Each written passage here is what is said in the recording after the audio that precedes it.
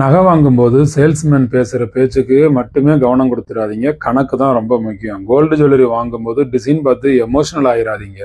Salesman talk அவர் பேசுகிறத கேட்டு இம்ப்ரெஸும் ஆயிடாதீங்க. Salesman என்ன சொல்லுவார்? இன்னைக்கு தான் ஆஃபர் இருக்குது, லிமிட்டெட் ஸ்டாக் மட்டும்தான் இருக்குது, இது ஒன்று தான் ரேர் பீஸு, இந்த டிசைன் மட்டும்தான் ஸ்பெஷல் ப்ரைஸில் உங்களுக்கு கிடைக்கும் அப்படின்னு உங்களுக்கு நிறைய சேல்ஸ் ஸ்டாக் கொடுப்பார். அதெல்லாம் இக்னோர் பண்ணுங்க. கணக்கு மட்டும்தான் பேசும். கணக்கு போடுங்க. டோட்டல் காஸ்ட் எவ்வளவு, கோல்டு வெயிட் எவ்வளவு, இன்னைக்கு ரேட் எவ்வளவு, மேக்கிங் சார்ஜ் எவ்வளவு, ஜிஎஸ்டி எவ்வளவுன்னு கணக்கு போடணும். 10 கிராம் நகை இன்னைக்கு ரேட்டு 9,000 ரூபா, கிராம்னா 90,000 வருது. மேக்கிங் சார்ஜ் ஒரு 15%னா 13,500 ரூபா, ஜிஎஸ்டி ஒன்று 3%னா 3,105 ரூபா, டோட்டலாக 1,06,605 ரூபா வருது. அப்போ ரீசேல் பண்ணால் எவ்வளோ கிடைக்கும்?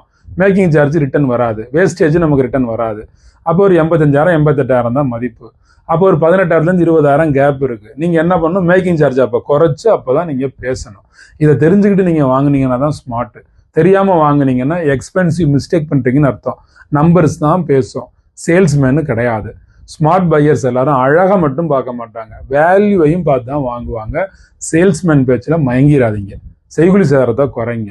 குபேரயோகம் பயிற்சியில கலந்துக்கிட்டு 1 ரூபா கூட மிஸ் ஆகாம எப்படி வேஸ்ட் இல்லாம தங்கம்